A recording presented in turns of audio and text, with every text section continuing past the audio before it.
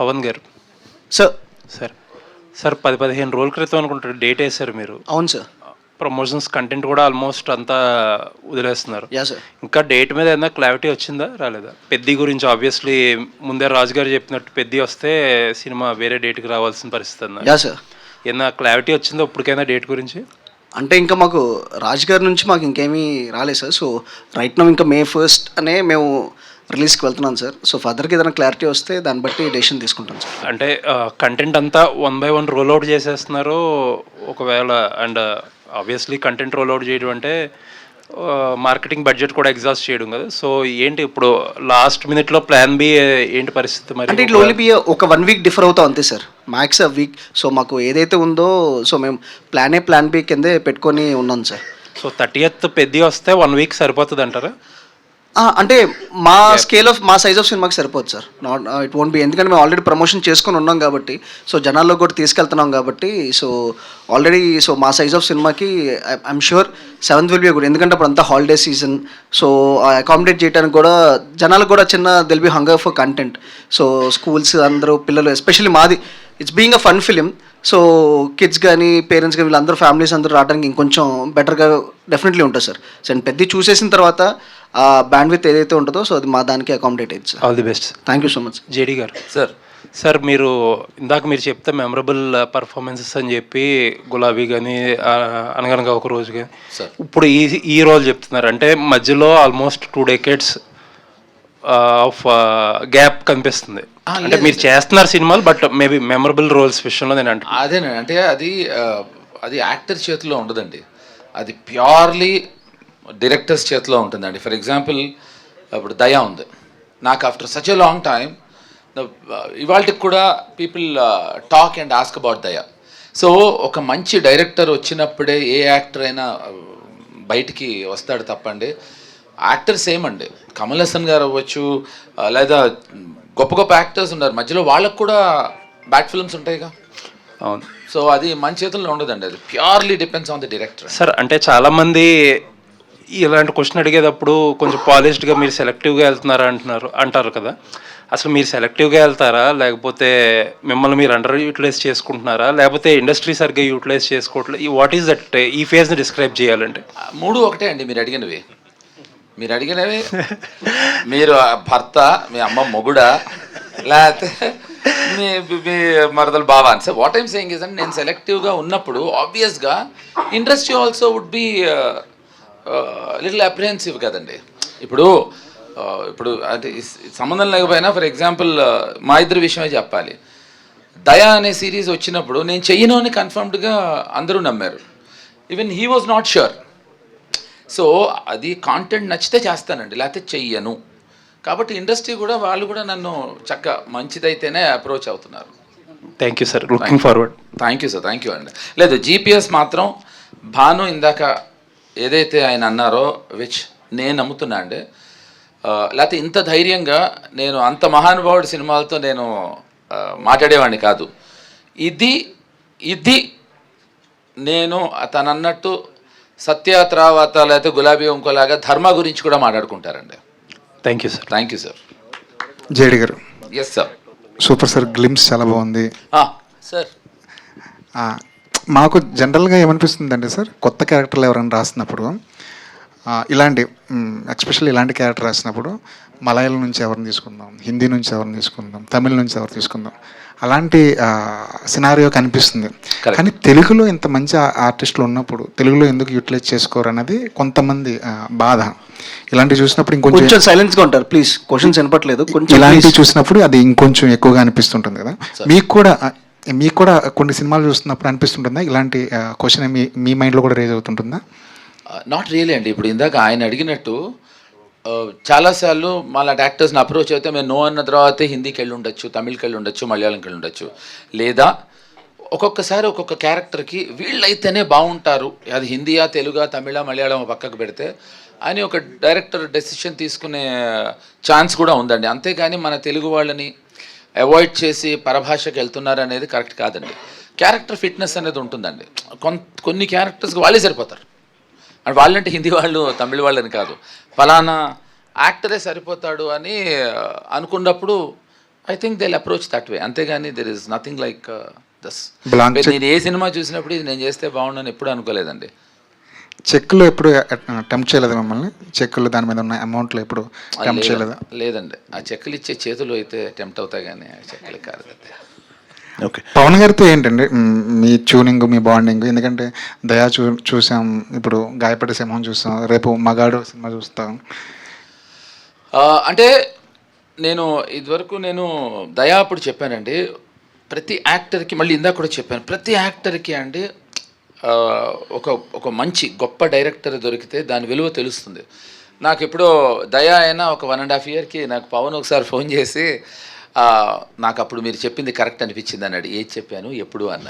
దయా అప్పుడు ఎందుకు అంటే అది అదేదో వేరే కాంటెక్స్లో, అది ఆకాశంలో ఒక తార సినిమా గురించి మాట్లాడుతూ ఒక కాంటెక్స్లో ఫోన్ చేసి చెప్పినప్పుడు, ఇప్పుడు ఏంటంటే అండి మా ఇద్దరు రిలేషను అంటే because a fantastic director and fabulous director. So యాక్టర్కి ఒక మంచి డైరెక్టర్ దొరికితే why would I want to not love him or like him. ఇప్పుడు కశ్యప్ ఉన్నాడు, ఇప్పుడు Kashyap is also very good director, so why would I want to miss him. So I love him also and I like him also. Kashyap garu, JD గారు ఇందాక చెప్తుంటే నిజంగానే సెట్లో ఇంతమంది డైరెక్టర్లు ఉన్నారా అనిపించింది. ఇంతమంది డైరెక్టర్ల మధ్య మీరు పనిచేస్తున్నప్పుడు ఎలా ఉండేది సార్? ఫ్రాంక్లీ సెట్లో ఎవరు డైరెక్టర్లా చేయలేదు సార్. అందరూ వాళ్ళ పనులు వచ్చి చేసుకుంటూ వెళ్ళిపోయారు. ఫ్రాంక్లీ మొత్తం సెట్లో నాకు తెలిసి ఒక 1-2 days వచ్చి ఉంటారు అంతే. సో మార్నింగ్ వస్తారు, చూసుకుంటారు, నైట్ ఆన్లైన్ ఎడిట్ పంపించమంటారు అంతే, అంతకు మించి ఏం లేదు. అండ్ బెస్ట్ పార్ట్ ఏంటంటే జేడీ సార్ కానీ తరుణ్ కానీ ఎవరైనా అసలు అంటే రాసుకున్నప్పుడే క్లియర్గా ఉన్నాం, సో అది ఎట్లా ఎగ్జిక్యూట్ అవుతుందో లేదో చూసుకున్నారు అంతే. అండ్ ఏదైనా అంటే బెస్ట్ పార్ట్ ఏంటంటే సార్ లెవెల్కి ఇలా చేస్తా అంటే సరే అనొచ్చు, బట్ ఆయన ఇలా చేయొచ్చా అని అడుగుతారు. సో అది నాకు కొంచెం ఓవర్వెల్మింగ్గా ఉండేది. బట్ తర్వాత ఇంకా కంఫర్ట్ జోన్కి వచ్చేసారు. ఆయన చాలా కంఫర్ట్ ఇచ్చారు. అండ్ ఒక సెకండ్ డే ఆఫ్ షూట్లో అయితే ఒక మల్టిపుల్ కట్స్ చేయాలి, ఒకటే ఫ్రేమ్ పెట్టాలి, ఒక 5-6 కాస్ట్యూమ్స్ మార్చుకోవాలి. సో క్యారవాన్కి వెళ్ళడం లేట్ అవుతుందని పక్కనే వాళ్ళ స్టాఫ్ కానీ అందరినీ టీంని అడ్డం పెట్టేసుకుని షర్ట్ చేంజ్ చేసుకున్నారు. So I don't know, I mean ఇప్పట్లో చిన్న ఇన్ఫ్లుయెన్సర్స్ ఎవరైనా ఫేమస్ అయితే కూడా వాళ్ళు చేసే బిల్డప్ అదంతా వేరే లెవెల్లో ఉంటుంది.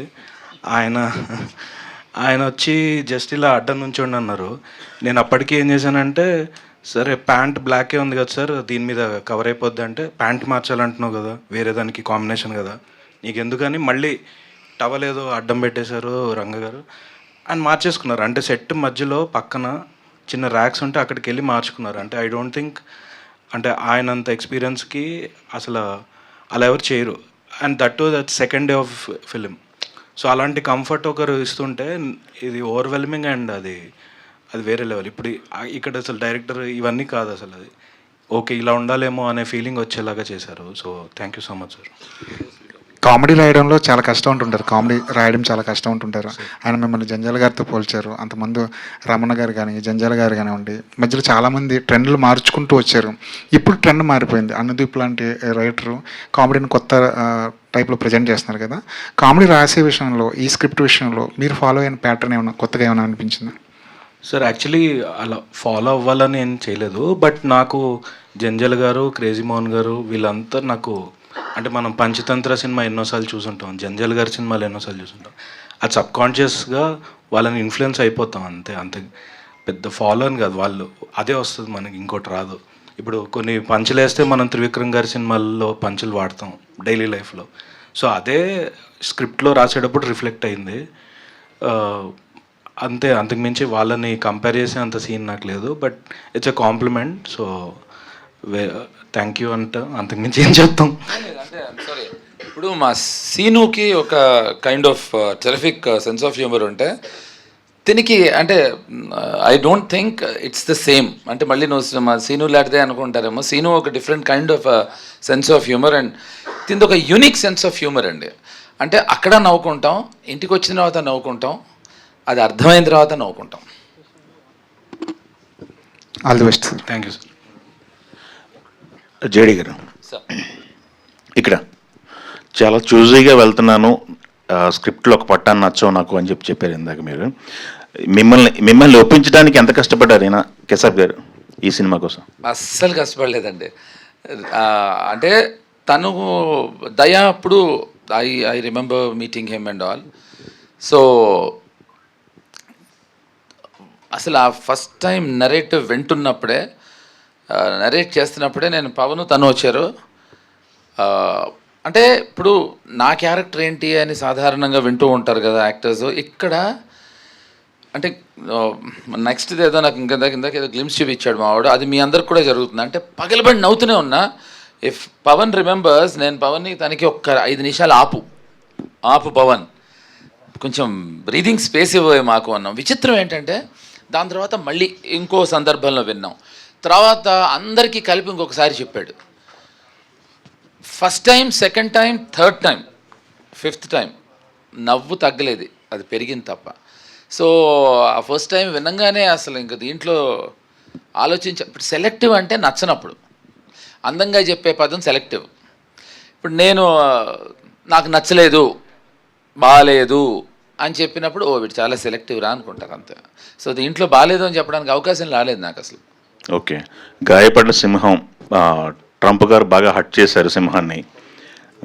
మీకేమన్నా ఎక్స్పీరియన్స్ ఉందా, రియల్ టైమ్ ఎక్స్పీరియన్స్ ఏమన్నా యుఎస్తో? మీకు యుఎస్తో నాకు ఇట్లాంటి ఇన్సిడెంట్లు మీ లైఫ్లో ఉన్నాయా? నాకు లేదు, యుఎస్లో ఉంది నాకు. అది ఇప్పుడు మనం ఐ థింక్ అది ప్రతిసారి యుఎస్కి వెళ్ళినప్పుడల్లా నేను గాయపడే వస్తూ ఉంటాను. ఓకే, గాయపరుస్తున్నారు మిమ్మల్ని బాగా అయితే? గాయపడడానికి వెళ్తా యుఎస్ నేను. ఓకే కేశవ్ గారు. ఓకే, గాయపడడానికి. కేశవ్ గారు, కశ్యప్, ఎస్. ఇంతమంది తరుణ్ భాస్కర్ అన్నారు, ఇప్పుడు జేడి చక్రవర్తి గారు, ఇలా పవన్ సాధినేని గారు, ఇలా ఇంతమందిని డీల్ చేస్తున్నారు కదా. ఏంటి మీరు, మీ బ్యాక్గ్రౌండ్ ఏంటి, ఎక్కడి నుంచి వచ్చారు, మీ సినిమా ప్రస్థానం ఏంటి, అదొకసారి బ్రీఫ్ చేయగలరా? లేదు, నేను నవిక ఫ్యాక్టరీ అని నేను ఒక కపుల్ ఆఫ్ వెబ్ సిరీస్ చేశాను. బ్రేకప్ కన్సల్టెంట్ అనే వెబ్ సిరీస్ చేశాను. అండ్ ఒక 20-30 షార్ట్ ఫిల్మ్స్ అవి చేసుంటాను. సో 2010-12 నుంచి చాలా షార్ట్ ఫిల్మ్స్ చేశాను. 2013లో ఒక వెబ్ సిరీస్, తర్వాత 2017లో బ్రేకప్ కన్సల్టెంట్ అని చేశాను. సో స్కెచెస్, స్పూఫ్స్, అంటే ఇంకా యూట్యూబర్ అంటారు కదా, సో యూట్యూబర్గా చాలా చేశాను. ఆ తర్వాత నాకు పవన్ గారికి కమిట్మెంటల్ అని ఆయన డైరెక్ట్ చేశారు, దానికి కూడా నేను రైటింగ్ చేశాను. ఓకే, సో లైక్ ఎప్పటి నుంచో దీంట్లో ఉన్నాను. ఈ గ్యాప్లో కొన్ని సినిమాలు చేద్దాం అనుకుని అది ముందుకెళ్ళక అలా అలా డిలే అవుతూ లాస్ట్కి ఇది చేయడం జరిగిందండి. Okay, always. కశ్యప్ గారు, ఇప్పుడు సినిమాలో ఇద్దరు ఉన్నారు, తరుణ్ భాస్కర్ గారు, ఇటు జేడీ గారు ఉన్నారు. ఇద్దరు గాయపడ్డారు కదా, మరి టైటిల్లో గాయపడ్డ సింహం అని పెట్టారు. గాయపడ్డ సింహాలు కదా పెట్టాల్సింది. అంటే అది పంచ్కి బాగోదు అనిపించింది. గాయపడ్డ సింహం, అదే దానికి ఇచ్చే ఇంపాక్ట్ అదే బాగుంటుంది అనిపించింది. అచ్చా, పవన్ గారు, 1వ తారీఖు రిలీజ్ అంటున్నారు కదా. సో అంటే మనకి యాక్చువల్ చెప్పాలంటే సంక్రాంతికి వచ్చిన పెద్ద సినిమాలు అన్నీ కూడా ఏది కూడా చేంజ్ చేసుకోరు, డేట్ ఇచ్చుకున్నారంటే మా ఆల్మోస్ట్ పెద్ద అయినా చిన్న అయినా రిలీజ్ చేసుకుంటారు. మీరెందుకు అంటే పెద్దవి వస్తే ఒకవేళ పోస్ట్ పోన్ చేసుకుంటామా, లేకపోతే 1 వీక్ ఇలా అండి ఎందుకు? అంటే కంటెంట్ బాగుంటే చూస్తారు కదా ఆడియన్స్. అంటే అలా కాదండి, అంటే బేసికల్గా సంక్రాంతి సీజన్ వేరు, ఈ సోలో సెపరేట్ డేట్ వేరు. ఆ సీజన్ సమ్మర్ సీజన్ కదా ఇది. అంటే సమ్మర్ సీజన్ అన్నా కూడా ఇంకా స్టార్ట్ కదండి, మనకి చాలా ఉన్నాయండి. ఐపీఎల్ ఒకటి ఉంది, and at the same time పెద్ద లాంటి ఒక స్కేల్ సినిమాకి థియేటర్లన్నీ దానికి అకామిడేట్ చేద్దామని చూస్తారు ఎవరైనా. సో మనకి సరిపోయిన సంక్రాంతితో పోల్చుకుంటే అప్పుడైతే మొత్తం 4-5 సినిమాలు వస్తే థియేటర్లు అక్కడ ఇబ్బంది, కానీ ఇక్కడ సింగిల్గా ఒక సినిమా వస్తున్నప్పుడు దానికి థియేటర్లు ఎలా ప్రాబ్లం అవుతాయి? అది పెద్ద హాలిడే సీజన్ కదండి. సో అది రెండింటి సినారియోస్ టోటల్లీ డిఫరెంట్ అండి. సో మనం ఇప్పుడు చూసుకున్నా కూడా వేరే టైమ్స్లో సినిమాలు అలా 2-3 వచ్చినా కూడా ఒక పెద్ద సినిమా వచ్చినప్పుడు ఇది లిటరల్లీ ఇంకొక చిన్న సినిమా వచ్చిందంటే అది లిటరల్లీ సూసైడ్ మిషన్ లాగే ఉంటుంది. సో ఎప్పుడైనా ఆ సినిమా, ఎప్పుడైనా మీడియం బడ్జెట్ సినిమాలు కానీ చిన్న సినిమాలు ఆ ప్లేస్మెంట్, ఆ డేట్ అనేది ఆ పెద్ద సినిమాలకు అనుకూలంగా వెళ్ళటమే బెటర్ అండి. అంటే ఇది మా ఒక్కరి కాల్ ఉంటుందండి, అంటే డిస్ట్రిబ్యూషన్ సర్కిల్లో, సో థియేటర్స్ పరంగా, ఎగ్జిబిటర్స్ పరంగా వాళ్ళందరూ తీసుకునే కాల్సి వాళ్ళు మాకు నిజంగానే అకామిడేట్ చేసి పర్లేదండి మనకు కావాల్సినవి మీకు అన్నీ ఇస్తాం అనుకున్న దాంట్లో మాకు రావడంలో ప్రాబ్లం లేదు. కానీ వాళ్ళ ఒపీనియన్ నుంచి వాళ్ళ సజెషన్స్ తీసుకొని మేము ముందుకెళ్దామని చూస్తాం. జడి గారు, మీరు అప్పుడు ఎలా ఉన్నారో ఇప్పుడు కూడా అలాగే ఉన్నారండి, అసలు ఏం చేంజెస్ లేదు అసలుకి. థ్యాంక్ యూ అండి. అంటే అంటే ఏంటి సీక్రెట్, డైట్ సీక్రెట్ ఏమన్నా? లేదండి, గాయపడుతూ ఉంటే అలాగే ఉంటాం. అంటే ప్రేమలో గాయపడ్డారా లేకపోతే? దేంట్లో అయినా గాయపడచ్చండి, ప్రేమలోనే అక్కర్లేదండి. ఎప్పుడు గాయపడండి, మీరు ట్రై చేయండి గాయపడి, టోటల్గా అసలు మీరు అలాగే ఉంటారు. మీరు ఎన్నో ఏంది చెప్తున్నావు? 2 సార్లు గాయపడ్డాడు ఆల్రెడీ కాబట్టి అలా ఉన్నాడు. 3వసారి గాయపడితే టీ షర్ట్లో వస్తాడు, 5వసారి గాయపడితే అది కూడా లేకుండా వస్తాడు. మీరు ఎన్నో మీ సినిమాలు అన్నీ కూడా మంచి బ్లాక్ బస్టర్ అయినాయి సార్. ఏదన్నా ఒక సినిమా తీయాలంటే సీక్వెల్గా ఏ సినిమా ప్లాన్ చేస్తారు? అంటే ఇదివరకు వచ్చిన సినిమా అన్నీ మీ మంచి అసలుకి అఫ్కోర్స్ అంటే ఇప్పుడు నేను అదే అండి, ఇప్పుడు నేను ఆలోచిస్తే మనీ అవ్వచ్చు, మనీ వచ్చేసింది సీక్వెల్ గులాబీ అని అలా అనుకోవచ్చు. బాంబే ప్లీట్ చేద్దాం అనుకుంటే మా హీరోయిన్ ఇప్పుడు కొంచెం పెళ్లి చేసుకునే అమ్మాయి యుఎస్ పక్కన కెనడా వెళ్ళిపోయింది. సో ఐ థింక్ అంటే ఆయన హీరోయిన్ ఎవరు అని అడిగారు, అది ఓవర్లాప్ చేయడానికి చెప్పా. మనకి ఎవరిని తెలిసిన ఉన్నారు అంటే 2 గాయపడ్డాం కదా. మీరు గాయపడ్డారు 2 సార్లు అని చెప్తున్నాడు మనోడు. గాయపడ్డాను, నేను ప్రేమలో గాయపడలేదే. లేదండి, హీరోయిన్ ఎవరైనా మా డైరెక్టర్స్ ఎవరిని హీరోయిన్ పెడితే వాళ్ళతో చేస్తానండి. జేడి గారు, మనీ అనుకోకుండా ఒకరోజు ఇవి సినిమాలన్నీ అప్పుడున్న కామెడీ ప్యాటర్న్ని రీడిఫైన్ చేసిన సినిమాలు. అంటే ఇలా కూడా కామెడీని జనరేట్ చేయొచ్చు అని ఒక కొత్త పర్సెప్షన్ ఓపెన్ చేసిన సినిమాలు. గాయపడ్డ సింహం విషయానికి వచ్చేసరికల్లా మాకు కూడా అలాంటి వైబ్స్ కనిపిస్తున్నాయి. సో దీని మీద ఎంత ఎక్స్పెక్టేషన్స్ పెట్టుకోవచ్చు? సో కుమార్ గారు, ఇది మీరు ఎంత ఎక్స్పెక్ట్ చేసినా దాని మించే ఉంటుంది. ఎందుకు అంటే ఇప్పుడు అనగనగా ఒక రోజు మనీ, యాజ్ యూ సెడ్, అది ఎలా అయితే ఒక కొత్త కైండ్ ఆఫ్ హ్యూమర్తో వచ్చిందో, అంటే హ్యూమర్ ఎప్పుడు కొత్తగా ఉండదండి, యాజ్ యూ నో, దాన్ని ప్రజెంట్ చేసే విధానంలో ఉంటుంది. ఎగ్జాక్ట్లీ. ఇప్పుడు కశ్యప్ ప్రజెంట్ చేసిన విధానం చాలా కొత్తగా ఉంది.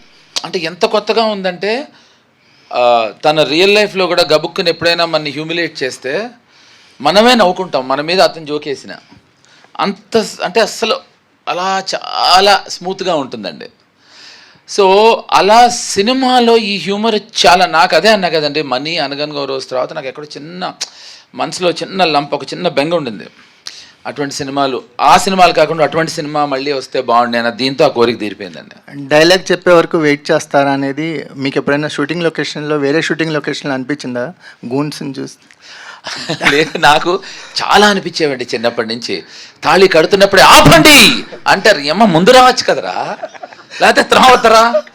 అలాగే పోలీసులు కూడా క్లైమాక్స్లో రావటం అనేది మనం చిన్నప్పటి నుంచి చూస్తున్నాం. అలాగే ఎవడైనా తిడుతుంటే నాకు ఎప్పుడు డౌట్ అండి, వాడు తిట్లన్నీ వింటాం, నేను అది చేస్తాను, నేను ఇది ఈ మధ్య ఈ 80sలో ఇంకో సినిమాలు వచ్చేవి, వాడు మారువేషం వేసుకుని నీ అంతు చూస్తా నిన్ను చంపేస్తా అంటే విలన్ తెలీదు, వాడు ముందర కూర్చుని ఎంజాయ్ చేస్తూ ఉంటాడు, పాట వాడికే పాడతారు. అలా నాకు చాలాసార్లు అనిపించేదండి.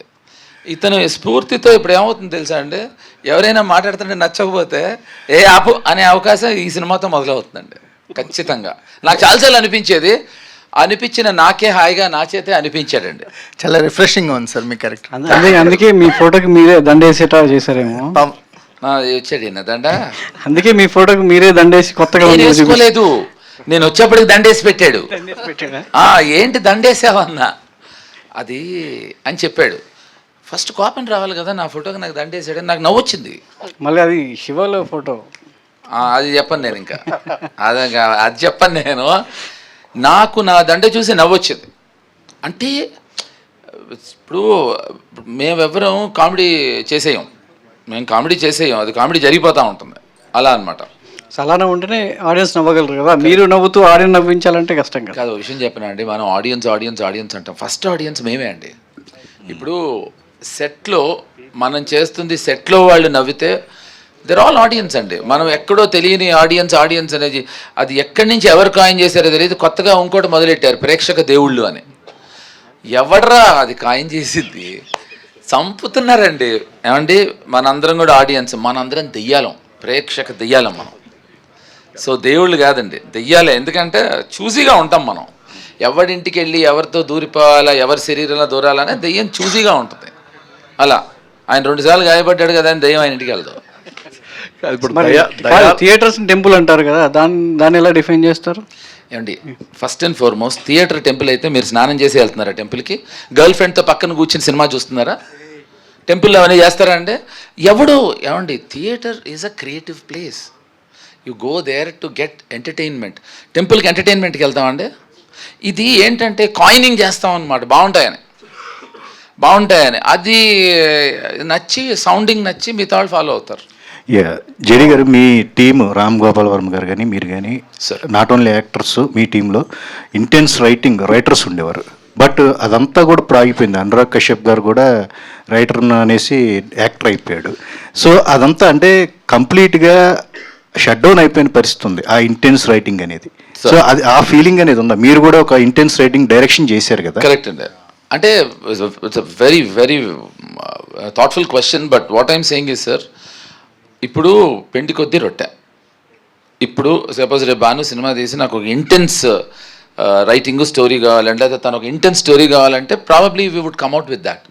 ఇప్పుడు as you know the trend is, చెప్పే కదండి, ప్రేక్షక దేవుళ్ళకి నచ్చిందని ఏదో ఒక ట్రెండ్ ఉంటే, ఇప్పుడు బాంబేలో కొత్త ట్రెండ్ ఏంటి తెలుసా మీకు? నేను పెద్ద ప్రొడ్యూసర్ మొన్న రైటర్స్కి చెప్తున్నాడు, మినిమం 3.5 hours లేకపోతే సినిమా నాకు వద్దన్నాడు. ఇదేమో ఇది ఎక్కడ కూడా రా, నిన్నటి వరకు ఏమో మాకు 2 hours 20 ఏదో లెక్క, 2 hours 24 minutes 35 seconds కన్నా ఎక్కువ ఉండకూడదని. So the whole thing is, ఇప్పుడు 4 గంటల సినిమా సూపర్ డూపర్ హిట్ అయింది కదా, so everybody things minimum 3.5 hours ఉండాలి. సో రైటింగ్ కూడా అంతే అండి. Intense writing is nothing got to do with films అండి, it is got to do with directors. ఇప్పుడు నేను ఒక రైటర్గా, ఇప్పుడు నేను రైటర్, రాముగారి సినిమాలు చాలా రాశాను. ఒక రైటర్గా director has to ask me అండి, ఒక ఇంటెన్స్గా నాకు ఇంటెన్సిటీతో ఉండే, ఇప్పుడు వాళ్ళకి కావాలి అన్నప్పుడు వాళ్ళు వస్తారండి. అనురాగ్నే నేను వాడికి చెప్తానండి, నా దగ్గర కూడా అసిస్టెంట్ అండి వాడు, ఖచ్చితంగా వాడిని యాక్టర్ అయి తప్పైందని మీరు అన్నారని వాడికి చెప్తానండి. దురంధర్ చూసిన తర్వాత మీకు పాత రోజులు అంటే మీ రోజుల్లో చేసిన వర్క్ అదంతా గుర్తుంది. వర్మ గారు అసలు కంప్లీట్ ఎలివేషన్ ఇస్తున్నారు. కాదండి, అసలు ఆ అవకాశం ఆదిత్యధర్ గారు ఇవ్వట్లేదు. నేను సత్యనే తీసాను ఆయనే అంటున్నారు. సో అవకాశం ఇవ్వట్లేదు ఆయన, ఆ రోజుల్లో అనే అవకాశం ఇవ్వట్లేదు. ఆ రోజుల్లో కూడా ఈ రోజుల్లాగే ఆ రోజులతో తీసిందే ఈరోజు తీసాను అని ఆయనే అన్నప్పుడు, సో యూ ఫీల్ హ్యాపీ అండి. అండ్ ఇప్పుడు your work, if someone recognises your work, అంతకు మించి క్రెడిట్ ఉండదండి. ఇప్పుడు ఇందాక భాను చెప్పినట్టు నాకు ఈ సినిమా తర్వాత ధర్మ అనుకోవాలని, లేదా పవన్ చెప్పినట్టు, కశ్యప్ చెప్పినట్టు, it's someone is remembering your work. I think that itself is a great compliment అండి. All the best sir. Thank you sir. Thank you అండి. జేడి గారు సార్, ఇక్కడ సార్, సార్ మీ చేతి మీద టాటూ ఏమో సత్య అని ఉంది, అక్కడ బ్యాక్గ్రౌండ్లో ఫోటోకి దండేసి ఉంది. సత్య అనేది మీ ఐకానిక్ మూవీ. సో ఈ సినిమాలో సత్య రిఫరెన్స్లు ఏమన్నా ఉంటాయా ఎక్కువగా? అంటే మీ రోల్ ధర్మ అని ఉంది ఇక్కడ, అంటే సత్య మీ ఫాదర్ లాగా అలాంటి రిఫరెన్స్లు ఏమన్నా ఉంటాయా? ఇప్పుడు నన్ను తిట్టాడా పొగిడా? సత్య ఐకానిక్ రోల్స్ మీరు కాదు, ఇప్పుడు ఇది అన్యాయం కదా. పొగిడారాయన? అచ్చా, అయితే ఓకే, ఫాదర్ ఓకే. నేను కొంచెం డైగ్రెస్ అయ్యాను. సి అంటే తను ఏం చేస్తాడంటే అండి, నేను అదే చెప్పా, మేమందరం భయపడుతూ ఉంటాం, ఏదైనా కొత్త సినిమా రిలీజ్ అయితే చాలు మా Kashyap he knows how to use it. దీనికి రిఫరెన్సెస్ లేదా దాని నుంచి తీసుకోవటం లాంటివి ఏం కాదండి. But there is some reference to my character, but సత్యాకి దీనికి సంబంధం లేదండి అసలు. ఇక్కడ ఇప్పుడు అడుగుతా, దయా చేసిన కదా మీరు ఇద్దరు కలిసి, దయాలో ఉన్న బ్యాలెన్స్ వర్కౌట్ చేయడం కోసం ఈ సినిమా చేసిన, నిజంగానే క్యారెక్టర్ నచ్చి స్టోరీ నచ్చి చేసినావా? దయాలో బ్యాలెన్స్ వర్కౌట్ ఎట్లా చేస్తామే? దయాకి దీనికి ఏ సంబంధం లేదు. మొన్ననే పైగా నేను దయా మళ్ళీ సినిమా తీద్దాం అనుకుంటున్నా అని చెప్పిండు ఆయన. దయాకి దీనికి అసలు సంబంధం లేదు, ఇట్లా అసలు సంబంధమే లేదు. ఇప్పుడు జేడి అనే వ్యక్తి చాలా రోజులు అయింది ఆన్ స్క్రీన్ మీద, అంటే థియేటర్లో రిలీజ్ కాక. కరెక్ట్. ఈ సినిమా రిలీజ్ అవుతుంది, నీకని అనిపిస్తుంది అట్లా ఎందుకు అయింది ఇన్ని రోజులని? అయ్యుంటే చేసి ఉంటేటుండే కదా, మనకు తెలియలేదు. ఇప్పుడు నువ్వు చెప్పినావు కదా, ఇంటికి వెళ్ళి ఆలోచిస్తా, అరే మనవాడు చెప్పిండు మధ్యలో ఎందుకు చేయలేదని. లేదే అంటే సి ఇట్స్ లైక్, ఒకసారి సునీల్ గవాస్కర్ గారు చెప్పారు కామెంటరీలో. ఆయన ఏమన్నారంటే, ఇప్పుడు when you know things are not working, so చిన్న బ్రేక్ తీసుకో, అంతేగాని ఆడేసి ఎట్టాగైనా సెంచరీ కొడదాం అనుకుంటే అది దొబ్బుద్ది. సో బెటర్ టేక్ బ్రేక్ అని. సో నా అదృష్టం ఒక దయా తర్వాత మధ్యలో మళ్ళీ నువ్వేం అన్నీకి లేదు, అది బాగాలేదు అందుకని ఇది చేసినావా అని కాదు. ఒక దయాలంటే ఒక సూపర్ హిట్ తర్వాత మళ్ళీ నేను ఒక మంచి అద్భుతమైన కంటెంట్ సెలెక్ట్ చేసుకున్నాను. ఇప్పుడు ఇంతకు ముందు మీరు పనిచేసిన డైరెక్టర్స్ కానీ ఆ రోజు నుంచి ఈ రోజు వరకు మీరు చూసుకుంటే వర్కింగ్ స్టైల్ అనేది ఎట్లా మారింది తెలుగు సినిమా ఇండస్ట్రీ అంటే ఏం చెప్తారు? డైరెక్టర్స్ వర్కింగ్ స్టైల్ టెక్నిక్ ఏం మారలేదు, టెక్నాలజీ మారింది. సో ఇదివరకు అంటే ఈ సినిమాకి దయాకి అది వర్తిస్తుంది. పవన్ దయాతో నాకు ఫెంటాస్టిక్ ఎక్స్పీరియన్స్ ఏంటంటే మేము పొద్దున్న సీన్ షూట్ చేసేవాళ్ళం, సాయంత్రానికి ఫైనల్ కట్ చూపించేసేవాడు తన ఎడిటర్ కూడా. నెక్స్ట్ డే మార్నింగ్ వచ్చేవాడు బ్యాక్గ్రౌండ్ స్కోర్ కూడా అయిపోయేది. ఇదేంటి దేనిది రిఫరెన్స్ అంటే లేదు, మ్యూజిక్ డైరెక్టర్ పంపించాను చేయించేసే అనేవాడు. సో టెక్నాలజీ మారిన తప్ప రాము గారు కూడా ఇలాగే ఉండేవారు. సో టెక్నాలజీ మారింది, taking, presentation, making, I absolutely think అదేం చేంజ్ అవ్వలేదు. క్యాన్వసెస్ మారాయి అంతే. చాలా చేంజ్ అయ్యాయి కదండి. రామ్ గోపాల్ వర్మ గారు అమితాబ్ బచ్చన్తో సర్కారు 21 days 30 daysలో తీశారు. ఇప్పుడు సంవత్సరాల తరపుడు తీస్తున్నారు సినిమా ఆయన మారారు. సినిమా గురించి అడిగారు మీరు, అంటే ఏం మారిందా అని అడిగారు. ఆయన మారారు. ఆయన 21 రోజులు కాదండి, 28 రోజుల్లో తీశారు సర్కారు. అదే 21 రోజు నెల రోజులు అన్నాను. అంటే మనలో అన్నమాట. ఇప్పుడు ఏమవుతుందంటే కొంతమందిని ఇంప్రెస్ చేయడానికి 1 day చాలు, ఇంకొంతమందిని ఇంప్రెస్ చేయడానికి 1 week పడుతుంది, ఇంకొంతమందిని ఇంప్రెస్ చేయడానికి 1 year పడుతుంది, ఇంకొంతమందిని ఎప్పటికీ ఇంప్రెస్ చేయలేం. సినిమాని బట్టండి, పిండి కొద్దీ రొట్టె. సర్కార్ 28లో అయిందండి, ఇంకో సినిమా 1 year పడుతుందేమో. ఇప్పుడు నెంబర్ ఆఫ్ డేస్ పడటం వల్ల డైరెక్టర్ గుడ్డు అవడు, త్వరగా తీస్తే బ్యాడ్ అవడండి. కానీ డిలే అవుతుంది కదండి. డిలే 100 reasonsకి అవుతున్నాయి. అప్పుడు సర్కార్ మేము తీసినప్పుడు ప్రాబబ్లీ బచ్చన్ సాబ్ అప్పుడు 3 సినిమాలే చేస్తూ ఉండొచ్చు, ఇప్పుడు 30 చేస్తూ ఉండొచ్చు. ఇప్పుడు వర్మ గారికి అడ్వాంటేజ్ ఏంటంటే నెల రోజుల్లో సినిమా తీయడం వల్ల ఆ సినిమా ఆడినా పోయినా ఇంకో సినిమాతో ఇంకో నెల రోజుల్లో రెడీగా ఉండేవాడు ఆయన. అవునండి. ఇప్పుడు సంవత్సరాల తరపుడు సినిమా తీస్తున్నారు, అది ఆడుతుందో తెలీదు, నడుస్తుందో కూడా తెలియదు. నడవకపోతే చాలా కోట్లు. ఇప్పుడు వర్మ గారి సినిమాలతో అట్లా అంత ప్రాబ్లం ఉండేది కాదు కదా. కరెక్ట్ అండి. అంటే ఇప్పుడు అదే చెప్పే కదండి, సినిమాలు మారలేదు. ఇప్పుడు రాము గారు ఎందుకు ఇలా మారారు అనే దాని మీద నేను సీరియస్గా ఇవాళ ఆయన అడిగి ఇలా మీరు రాము గారు మళ్ళీ కలిసి చేసేది ఏమైనా అవకాశాలు ఉన్నాయా? ఇప్పుడు రాము గారితో ఏంటంటే అండి, ఆయన మనకి ఇవాళ చేయాలి అనే విషయం నిన్న చెప్తారు.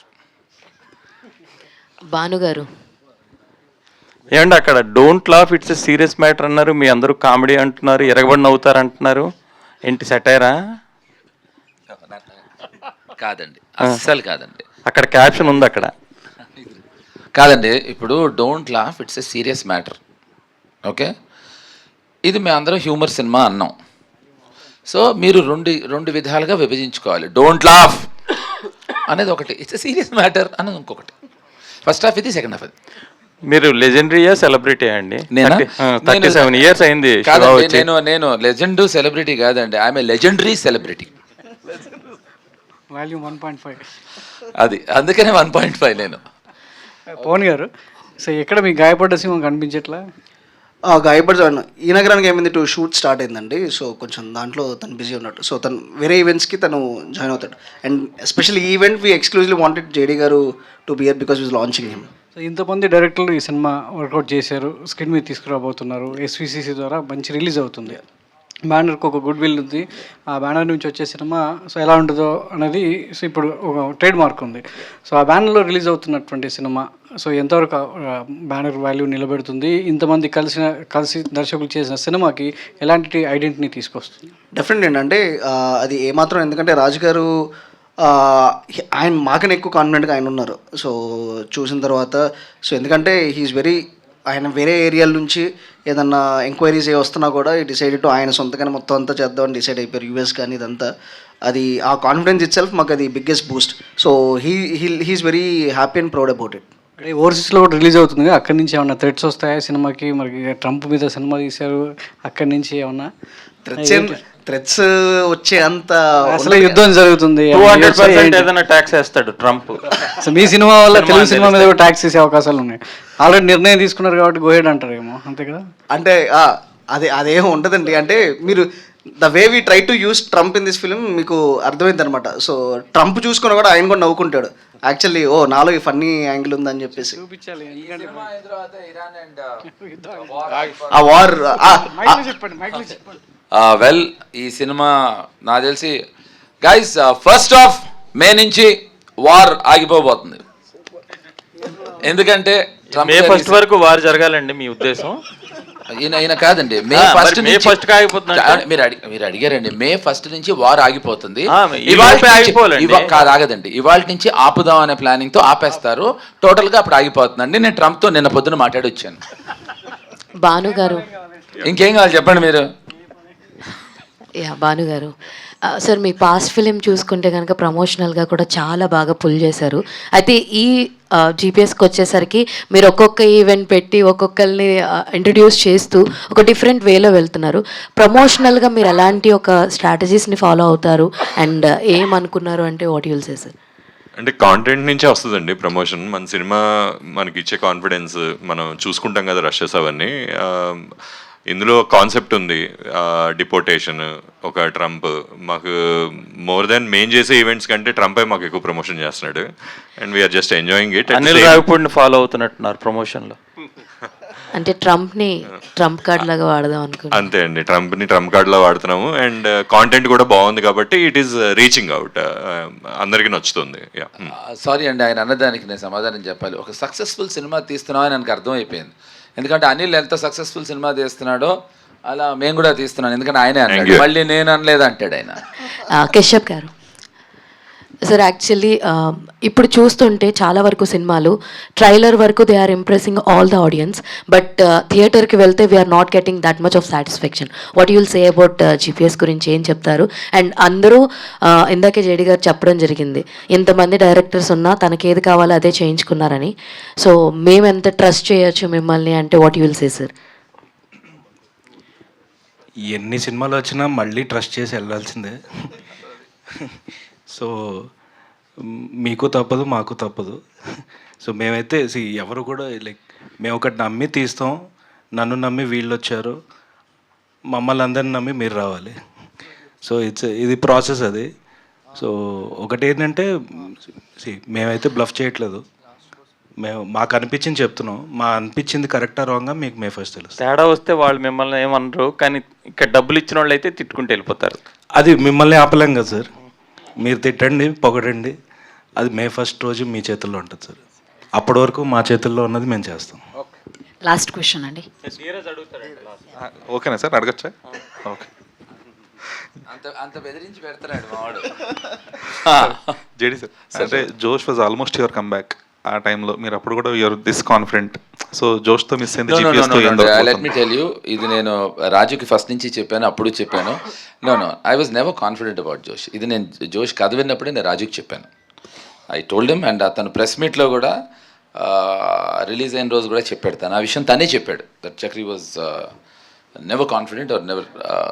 సో నో ఐ వాజ్, నేను అదే అందుకనే, బికాజ్ నాట్ దట్ నేను జెన్యున్గా మాట్లాడతాను కాదు, నా ప్రాబ్లం ఏంటంటే I want to express my self. So దీని గురించి ఇంత ధైర్యంగా ఎందుకు ఇంత మాట్లాడుతున్నాను అంటే కేవలం నాకు కాంటెంట్ ఇచ్చే కాన్ఫిడెన్స్.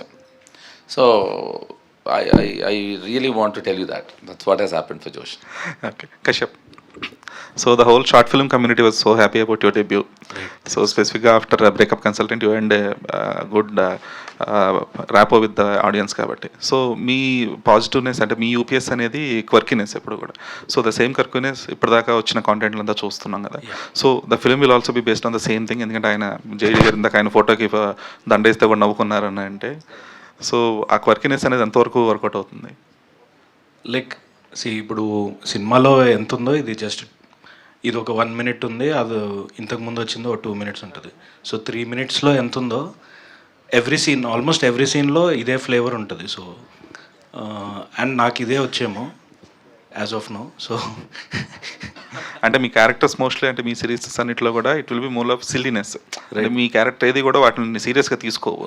బట్ ఇక్కడ మీరు టచ్ చేసిన పాయింట్స్ అంటే దో ఇట్ ఈస్ ఈ ట్రంప్ లేదంటే ఈ సత్య వీళ్ళన్నిట్లో ఉన్నా కూడా ఈ క్యారెక్టర్స్ వాళ్ళే సీరియస్గా తీసుకోకపోతే ఆ కైండ్ ఆఫ్ ఫన్ జనరేట్ అయ్యే విధానం కూడా వేరే ఉంటుంది. సో ఎంతవరకు ప్రిపేర్ చేయగలుగుతున్నారు? ఇది యాక్చువల్లీ ప్రతి క్యారెక్టర్ వాళ్ళ లైఫ్లో చాలా సీరియస్ ఉంటారు. సో మనం దాన్ని సీరియస్ తీసుకోక్కర్లేదు, ఆడియన్స్ సీరియస్ తీసుకోరు. సో ద పాయింట్ ఏంటంటే ప్రతి క్యారెక్టర్ ఇప్పుడు ఇందాకే ఇప్పుడు మీరు చూసారు, అక్కడ ఎవడో చాలా సీరియస్గా మాట్లాడుతుంటే ఆపు చంపే అన్నాడు. ఇప్పుడు అది ఆయన కామెడీ చేయలేదు, అది ఆ క్యారెక్టర్, అది నాన్సెన్స్ మాట్లాడుకో చంపేయండి అన్నారు. ఇప్పుడు అది ఫ్లేవర్ అది.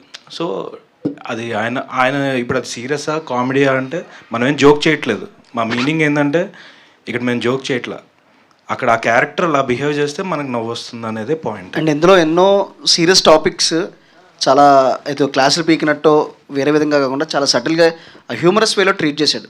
సో కొన్ని టాపిక్స్ ఉంటాయి, సో సంథింగ్ లైక్ డిప్రెషన్ కానీ డిపోర్టేషన్ కానీ ఇవన్నీ, so which are very current topics ఏదైతే the younger generation are facing, వాటిల్ని అన్ని క్యారెక్టర్స్లో, it's not just about the hero the villain or anything. So ప్రతి క్యారెక్టర్లో ఒక అండర్ కరెంట్గా ఒక తెలియని, so the other day we were showing the film to few test audience ఊరికే ఏంటి అని. So everybody they really love the film, that's the biggest feedback we got. And వాళ్ళు మేమే ఎక్స్పెక్ట్ చేయింది వాళ్ళు అండర్ కరెంట్ వాళ్ళు చెప్పిందంటే the so many nice points that you discussed in to it in a very humorous way. So అది రేపు చూసినప్పుడు మీకు అర్థమవుతుంది. మీరు బ్రేకప్ కన్సల్టెంట్లో కూడా చూస్తే ఒక ఇంపార్టెంట్ బ్రేకప్స్ డిప్రెషన్ గురించి జోక్ చేస్తుంటాం. సో అది it's kind of my flavour I guess. So ఇదే రిఫ్లెక్ట్ అవుతుంది. ఓకే, థ్యాంక్ యూ అండి. వెబ్ అండ్ ఎలక్ట్రానిక్ మీడియా వాళ్ళందరికీ కూడా మరోసారి థ్యాంక్ యూ తెలియజేస్తున్నాం. And we wishing you all the very best to the entire team. Thank you everyone. Sir మరోసారి మీ glimpse చాలా అద్భుతంగా ఉంది, చాలా బాగుంది. Congratulations for that. Thank you so much. First నా థియేటర్స్లో కలుద్దాం.